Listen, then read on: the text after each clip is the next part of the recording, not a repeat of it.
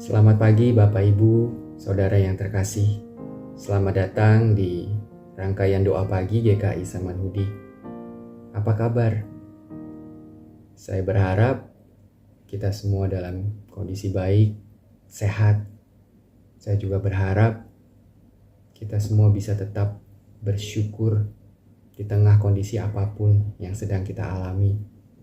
Tetap percaya bahwa Tuhan pasti akan menolong setiap dari kita yang berseru kepadanya. Sebelum kita memulai membaca firman Tuhan dan merenungkannya, mari kita berdoa. Bapa di dalam surga, kembali kami datang ke hadirat-Mu Tuhan pada pagi hari ini. Kami sungguh bersyukur Tuhan atas segenap penyertaan Tuhan di dalam kehidupan kami. Terima kasih Tuhan atas pagi hari ini, di mana kami bisa memulai dengan kami mengikuti rangkaian doa pagi GKI Samanhudi, untuk kami bisa belajar dari firman-Mu, kami bisa mendengar suara-Mu, kami bisa memahami apa yang menjadi kehendak-Mu. Lembutkanlah hati kami Tuhan, biarlah Roh Kudus yang menguasai hati dan pikiran kami, untuk kami bisa sungguh hadir di rangkaian doa pagi hari ini, dan sungguh bisa memahami apa yang ingin Engkau katakan kepada kami semua. Tolong hamba-Mu yang terbatas ini untuk dia bisa menyampaikan apa yang ingin Engkau sampaikan Tuhan. Hanya di dalam nama Tuhan Yesus Kristus kami berdoa dan kami bersyukur. Amin. Bacaan Alkitab kita hari ini terambil dari Lukas 1 ayat 57 sampai 80. Cukup panjang Bapak Ibu Saudara sekalian. Oleh karenanya boleh kita semua membuka Alkitab kita masing-masing dan membacanya bersama-sama dengan saya. Lukas 1 ayat 57 sampai dengan 80.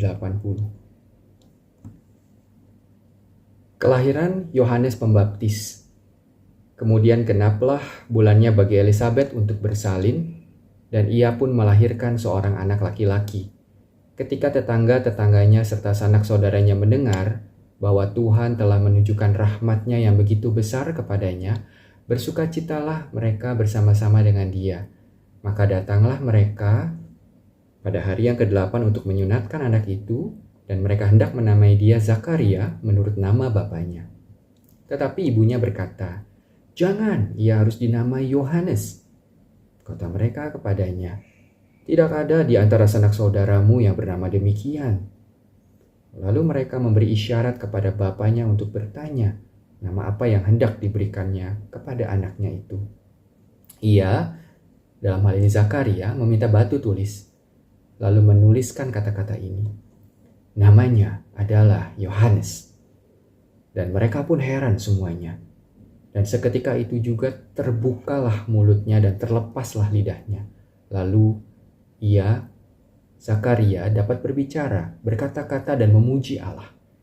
Maka ketakutanlah semua orang yang tinggal di sekitarnya. Dan segala peristiwa itu menjadi buah tutur di seluruh pegunungan Yudea.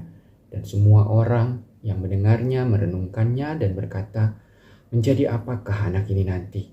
Sebab tangan Tuhan menyertai dia." Nyanyian pujian Zakaria.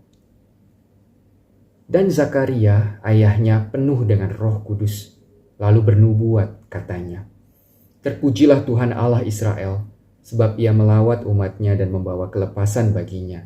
Ia menumbuhkan sebuah tanduk keselamatan bagi kita di dalam keturunan Daud, hambanya itu, seperti yang telah difirmankannya sejak purbakala oleh mulut nabi-nabinya yang kudus, untuk melepaskan kita dari musuh-musuh kita dan dari tangan semua orang yang membenci kita, untuk menunjukkan rahmat-Nya kepada nenek moyang kita dan mengingat akan perjanjiannya yang kudus, yaitu sumpah yang diucapkannya kepada Abraham, bapa leluhur kita, bahwa ia mengaruniai kita, supaya kita terlepas dari tangan musuh, dapat beribadah kepadanya tanpa takut, dalam kekudusan dan kebenaran di hadapannya seumur hidup kita.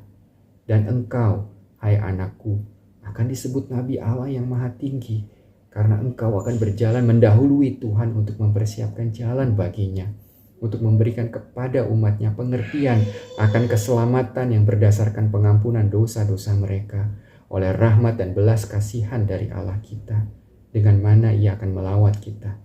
Surya pagi dari tempat yang tinggi untuk menyinari mereka yang diam dalam kegelapan dan dalam naungan maut, untuk mengarahkan kaki kita kepada jalan damai sejahtera.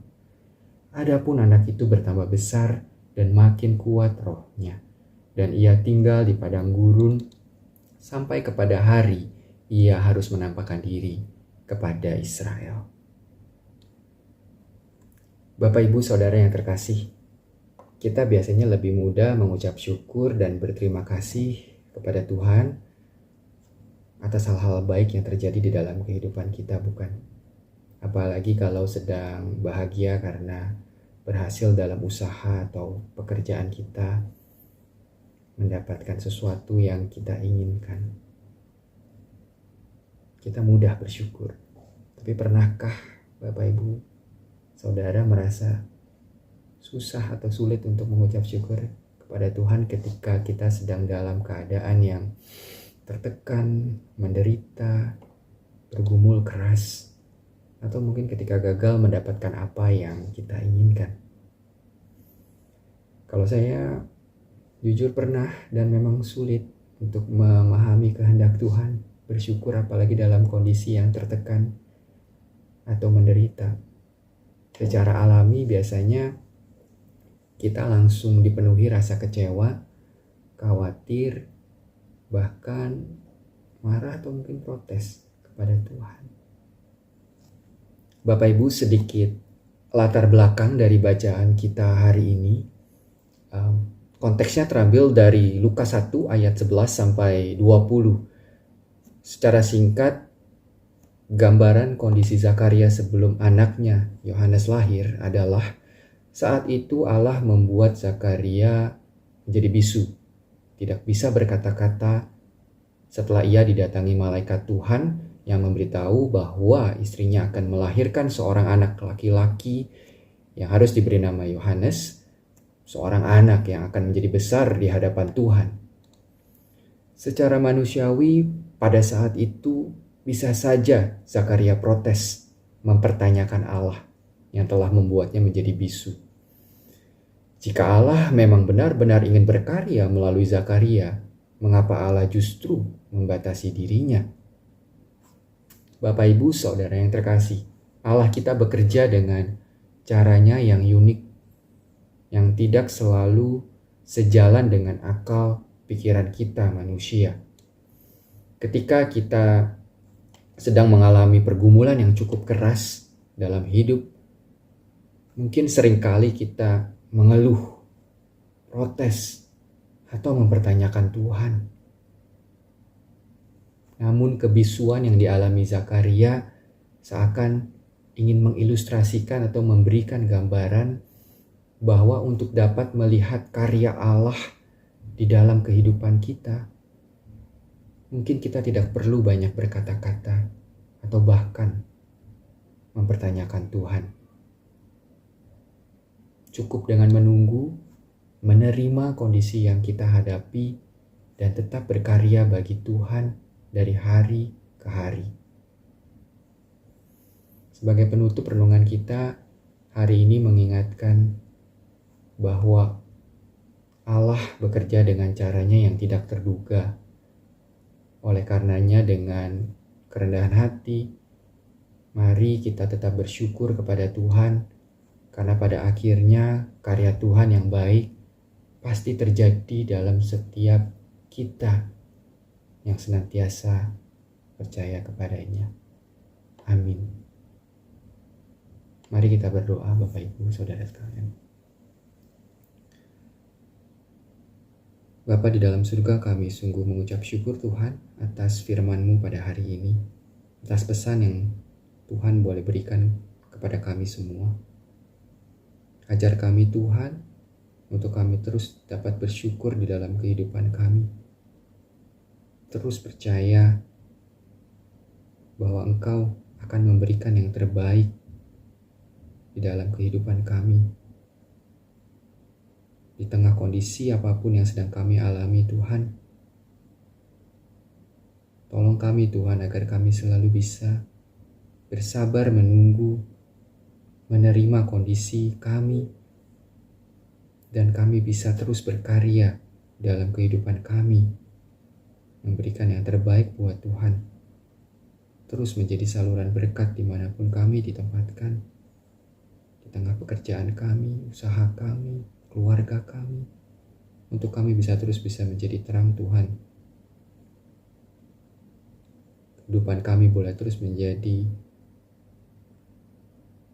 lilin yang bercahaya bagi setiap orang-orang yang juga di dalam pergumulan. Kami ingin berdoa Tuhan bagi mereka yang sedang sakit, khususnya dalam kondisi pandemi hari ini. Banyak dari kami yang menderita sakit penyakit, yang mungkin tidak mendapatkan rumah sakit karena rumah sakit sudah penuh. Tuhan tolong agar teman-teman kami, rekan-rekan kami bisa sembuh Tuhan. Tuhan pulihkan dari segala sakit penyakitnya. Tuhan tolong dokter, tenaga medis yang juga saat ini bekerja dengan sangat berat. Berikan mereka kekuatan Tuhan, hikmah yang daripadamu saja, kesabaran, kekuatan untuk mereka bisa sungguh menjalani, melayani setiap pasien yang datang. Kami juga berdoa Tuhan bagi pemerintah Indonesia untuk bisa mengambil kebijakan yang terbaik di dalam menangani kondisi pandemi hari ini. Tolong juga kami semua masyarakat Tuhan, untuk kami bisa mematuhi protokol, dan kami juga bersedia mengikuti program vaksinasi yang diadakan pemerintah, agar sungguh Tuhan kami semua bahu-membahu bisa melewati kondisi yang sulit, khususnya di negara kami hari ini ya Tuhan. Kami juga mau berdoa bagi rekan-rekan kami yang mungkin juga sedang mengalami kesulitan ekonomi, usaha yang mungkin tidak bisa berjalan dengan baik. Tuhan tolong Tuhan, ajar kami Tuhan juga sebagai gerejamu untuk bisa saling bahu-membahu, bertolong-tolongan, bisa saling memperhatikan. Dan pada akhirnya teman-teman kami, rekan-rekan kami, saudara kami juga bisa terus mengalami kesukacitaan di dalam kehidupan pergumulan yang mungkin tidak mudah ini Tuhan. Terima kasih Tuhan atas penyertaan Tuhan sampai hari ini. Terima kasih atas segenap kasih dan karunia yang tidak pernah berhenti Tuhan berikan ke dalam kehidupan kami. Terima kasih Tuhan, dan ajar kami Tuhan untuk kami terus berserah kepadamu, taat dan percaya, dan tidak meninggalkan Tuhan dan mempertanyakan Tuhan, karena kami tahu Engkau sedang bekerja di balik semuanya ini untuk kebaikan kami semua. Terima kasih ya Tuhan. Hanya di dalam nama Tuhan Yesus Kristus kami berdoa dan kami bersyukur. Amin. Rangkaian doa pagi GKI Samanhudi telah selesai Bapak Ibu, saudara sekalian. Terima kasih atas waktunya. Selamat beraktivitas, tetap jaga kesehatan, tetap bersukacita dan tetap semangat. Tuhan memberkati kita semua. Bagi Bapak Ibu yang memiliki pergumulan khusus dan ingin didoakan, bisa menghubungi rekan-rekan pendeta di nomor berikut.